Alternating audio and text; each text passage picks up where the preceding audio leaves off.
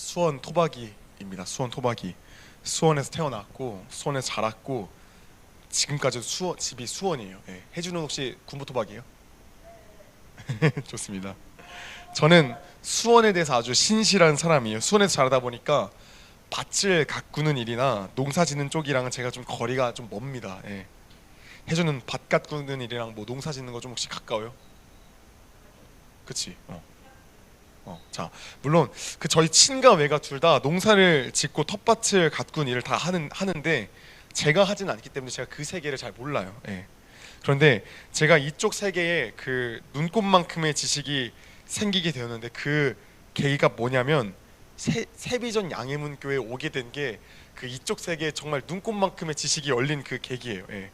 그 6층 주방 쪽으로 나가면 그 뭐가 있냐면 그 조그마한 텃밭이 있어. 텃밭. 예.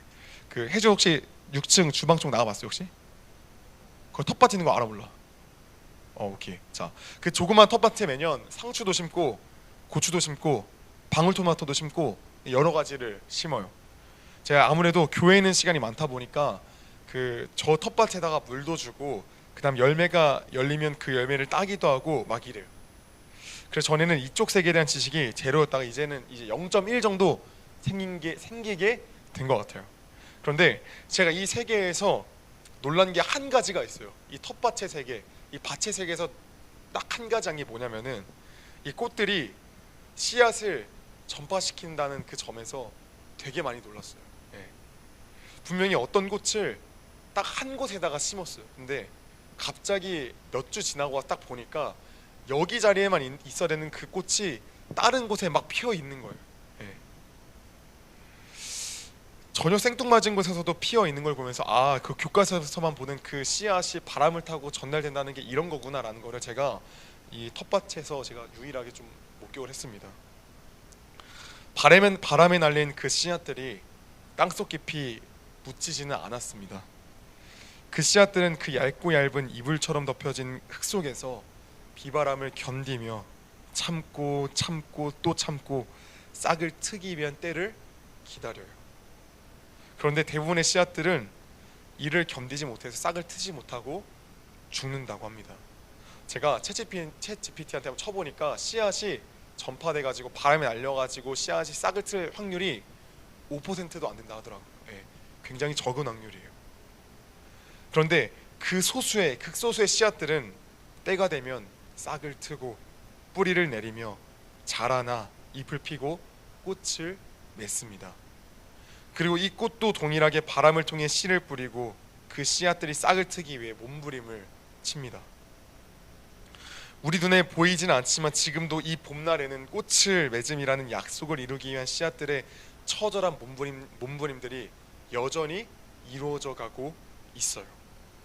자, 이스라엘 땅에 암몬이라는 이방 족속이 쳐들어왔습니다. 지금 이스라엘 지도자들은 입다라는 사람에게 부탁을 해요.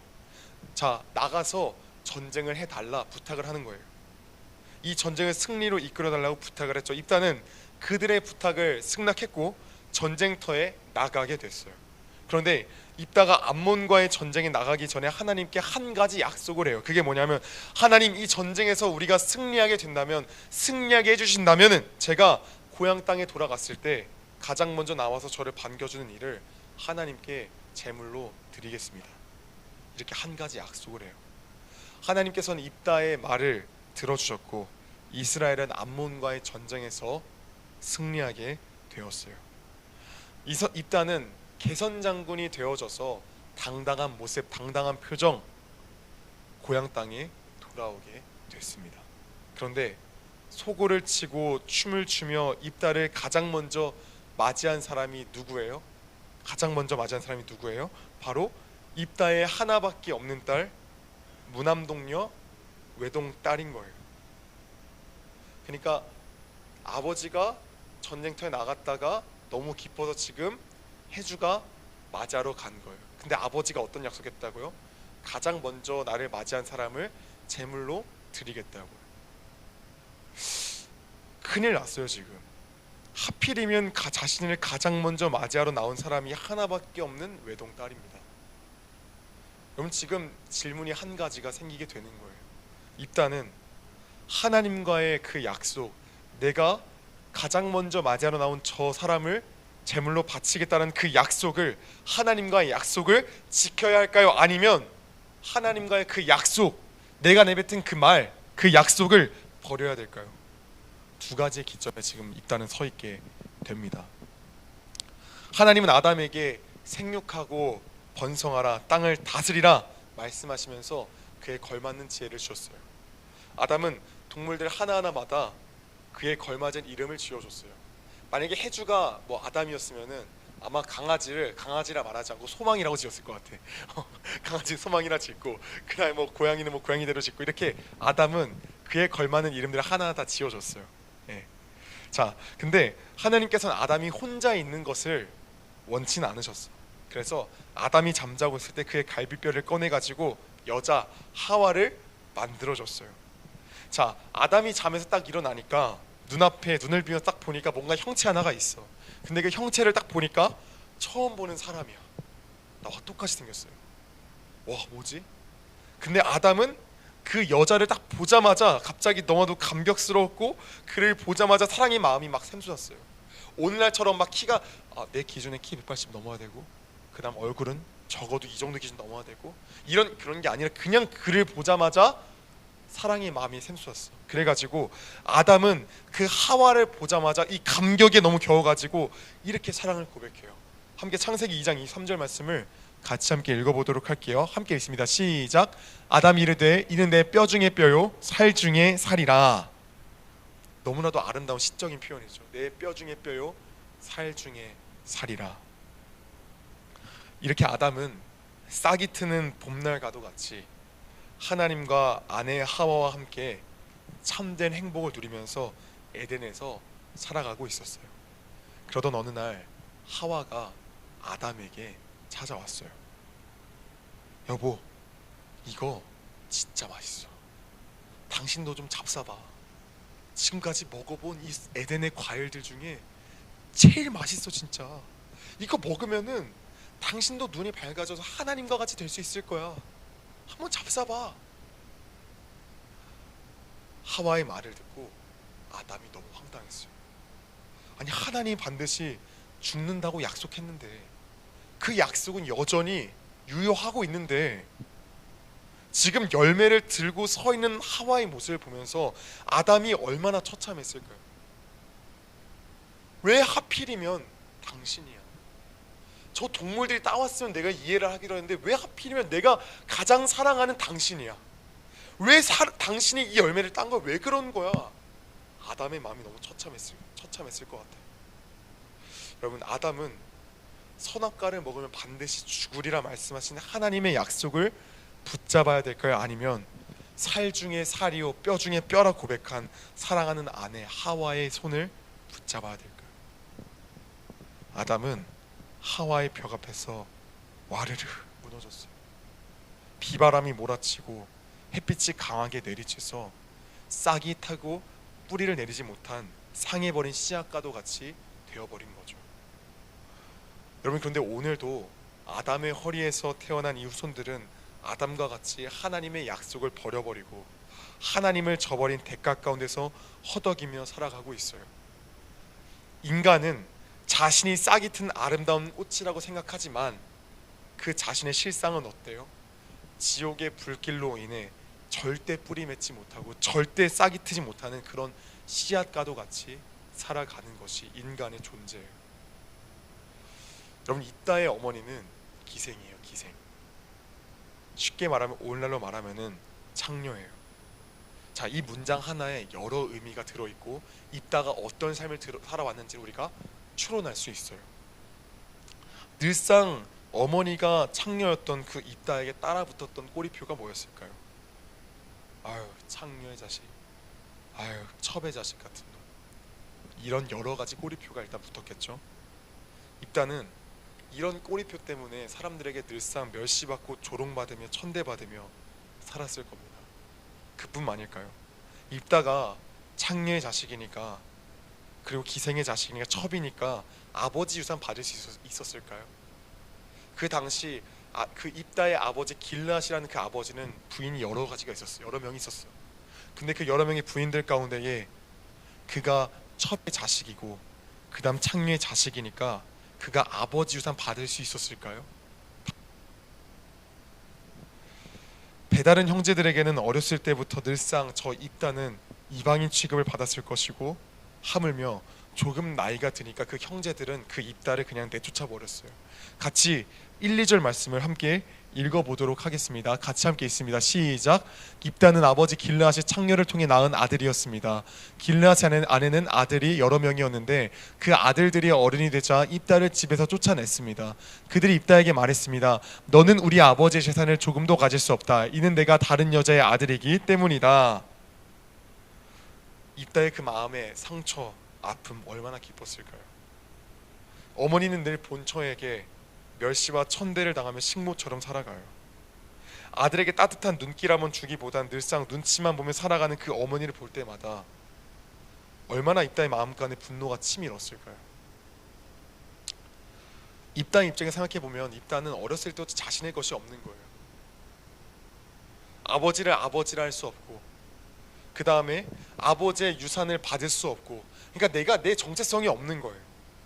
내 있는 것마저도 빼앗겨야 되고, 마땅히 가져야 될 것조차도 가질 수 없고, 인정받지 못하고, 당연히 받아야 될 그 사랑조차도 받을 수 없는, 그러니까 모든 걸 빼앗길 수밖에 없는 그의 인생, 그 입다의 모습 상상해 보면 너무 처참한 거죠. 너무 처참한 거죠. 비참한 거죠.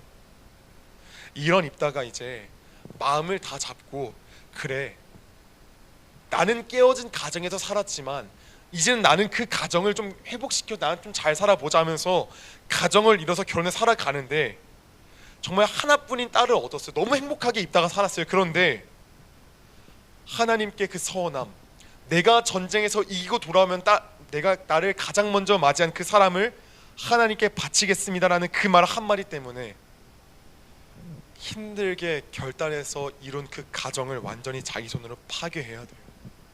하나밖에 없는 무남동녀 외동딸을 지금 하나님께 내어드리는 상황이 되었으니까 그 상황이 얼마나 기가 막힙니까? 그래서 35절에서 입다는 이런 자신의 처지를 지금 이렇게 부르짖고 있어요. 같이 11장 35절 말씀을 같이 함께 읽겠습니다. 시작. 입다가 이를 보고 자기 옷을 찢으며 이르되 어찌할꼬 내 딸이여,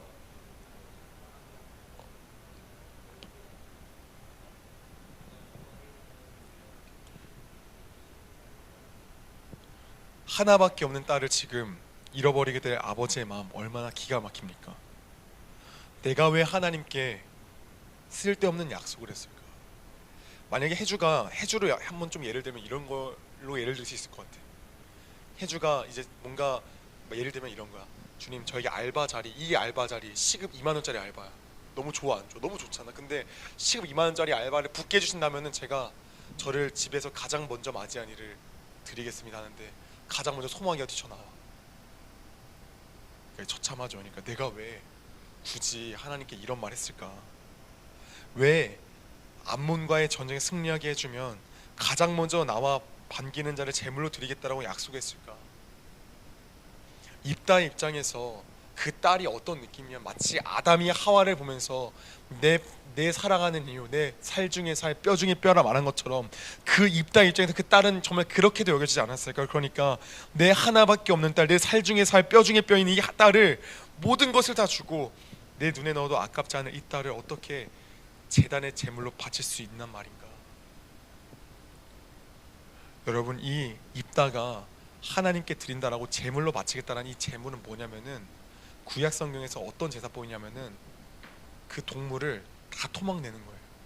먼저 배를 가른 다음에 그 창자와 내장을 전부 다 쏟아내고 토막내서 하나님께 불살라 드리는 게 그게 구약의 제사법이에요. 근데 입다가 지금 제사법을 말한 게 지금 이거란 말이에요.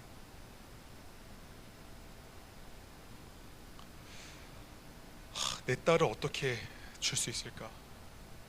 그동안 살아오면서 내 가슴에 쌓인 상처만 해도 너무 많은데 내 딸을 드린다면은 이 아픔마저 가지고 살아가야 하는데 어떻게 해야 된단 말인가? 그런데 내가 하나님께 약속을 했고 돌이킬 수는 없는데, 그렇다고 약속을 지키기엔 너무 아프고 어떻게 해야 될까?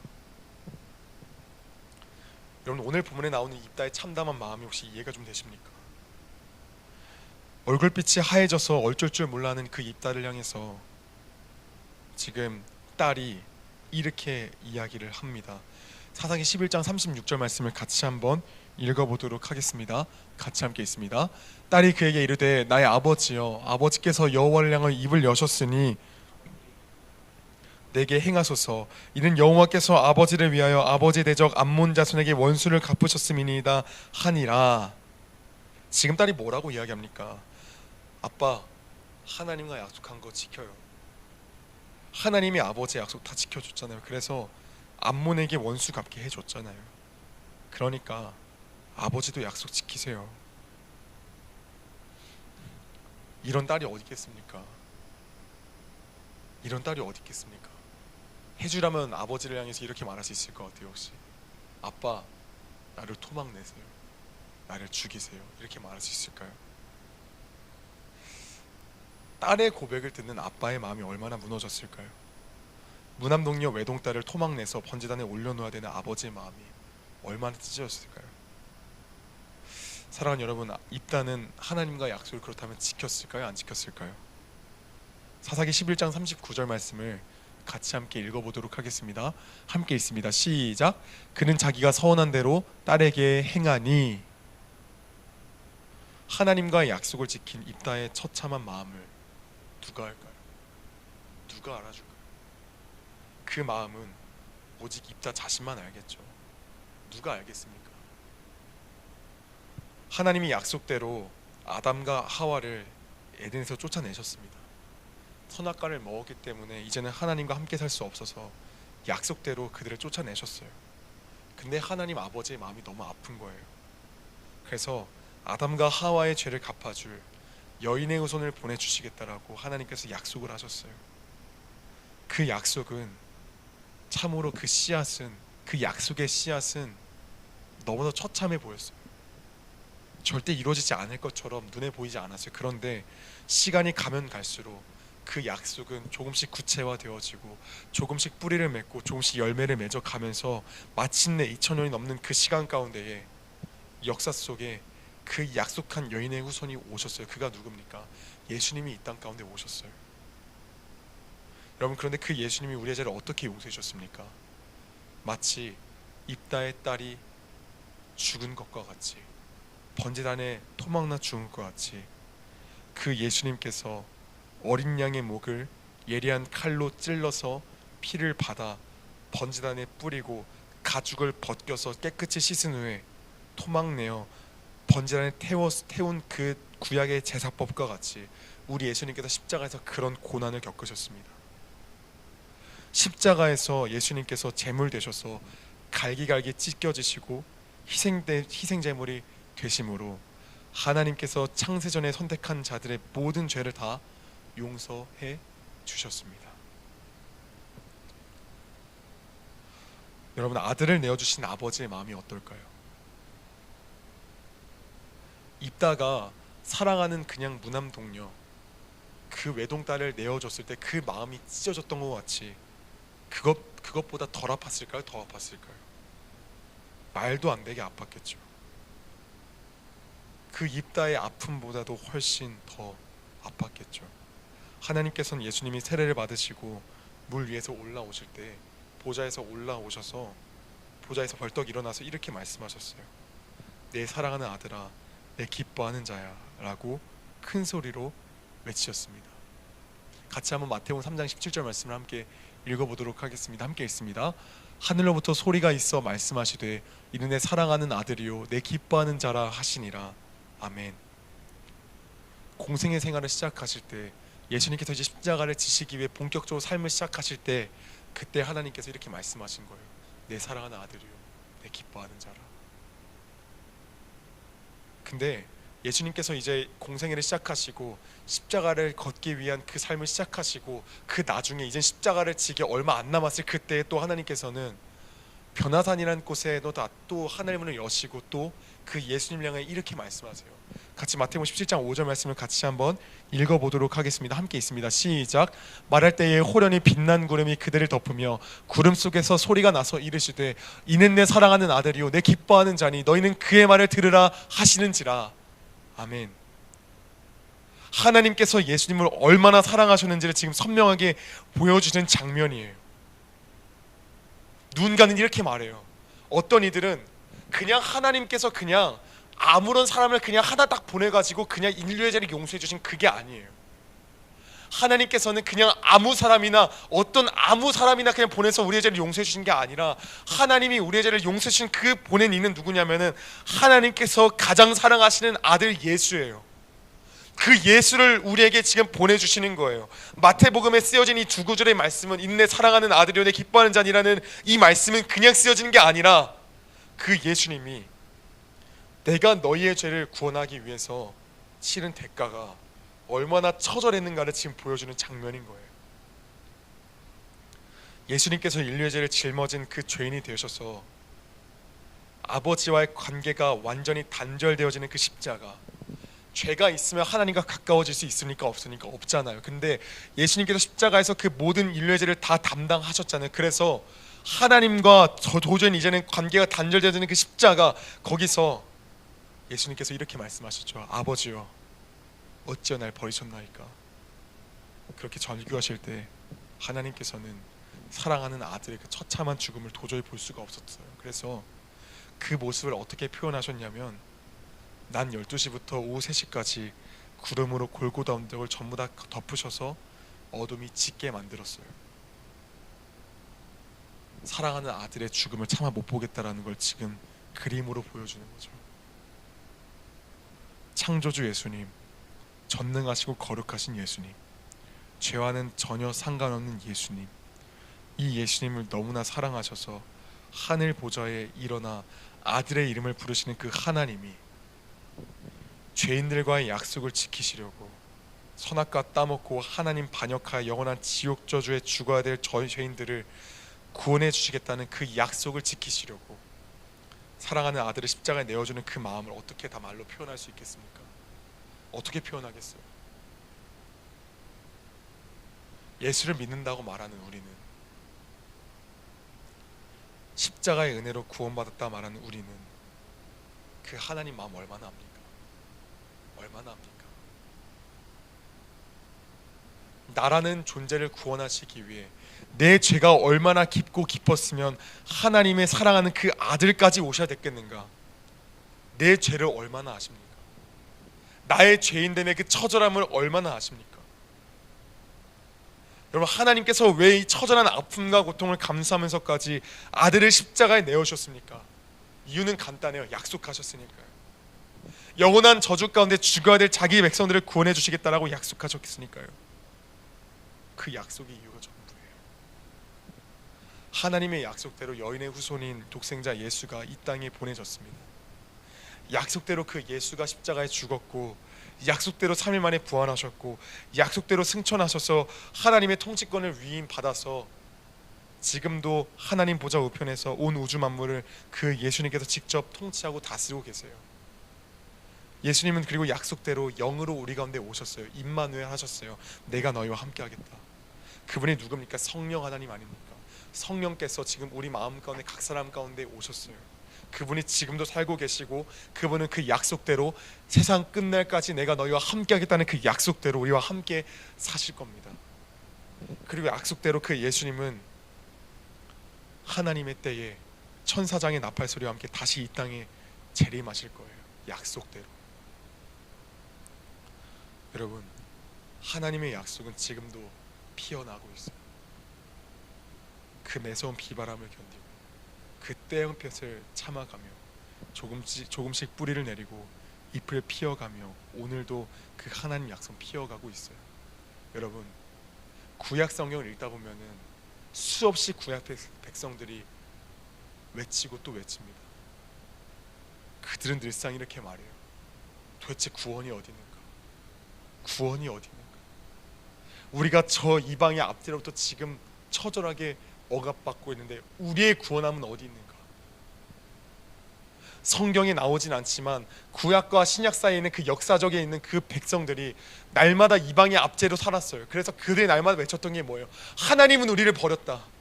하나님은 이제 우리가 더 이상 함께하지 않는다. 그래서 그들이 외쳤던 게 뭐였냐면은 우리가 왜 하나님 우리와 함께하지 않는 것 같을까라고 외쳤을 때 우리가 율법을 잘 안 지켜서다. 그러니까 우리가 율법 철저하게 지키자. 그 계기가 바리새파들인 거예요. 하나님의 약속은 멈춰 있는 것 같고 더 이상 흐르지 않는 것 같고 더 이상 피어나지 않는 것 같았지만 하나님은 보이지 않는 그 하나님의 약속은 그때에도 신실하게 피어나고 있었어요. 다만 인간의 눈에 안 보일 뿐이었죠.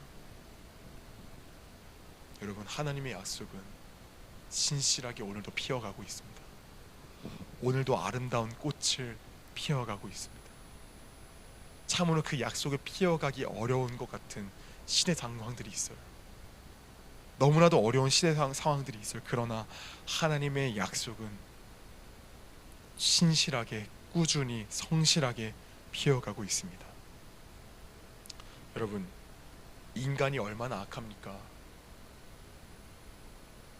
여러분, 우리는 하나님과의 약속을 어떻게 행합니까? 우리는 하나님과의 약속을 참 많이 합니다. 저도 했어요. 저도 은혜 받았을 때, 개인적으로 말씀 읽고 기도하면서 은혜 받았을 때 하나님 미워하는 것들과는 이제는 단절하겠습니다. 이제는 끊어내겠습니다. 이제는 그것들과 함께 어울려 살지 않겠습니다. 결단했어요. 약속했어요.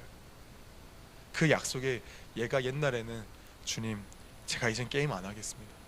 주님, 이제 야동 안 보겠습니다. 주님, 이제 하나님 뜻대로 살겠습니다. 이런 것들이었어요. 그런데 어때요? 며칠 지나고 또 똑같은 거예요. 인간이 얼마나 악합니까? 인간은 하나님과의 약속을 날마다 어떻게 합니까? 그냥 다 아무렇지 않게 내뱉고 그 내뱉은 결과값은 생각 안 해요. 그냥. 왜냐하면 그 하나님 보이지 않으니까.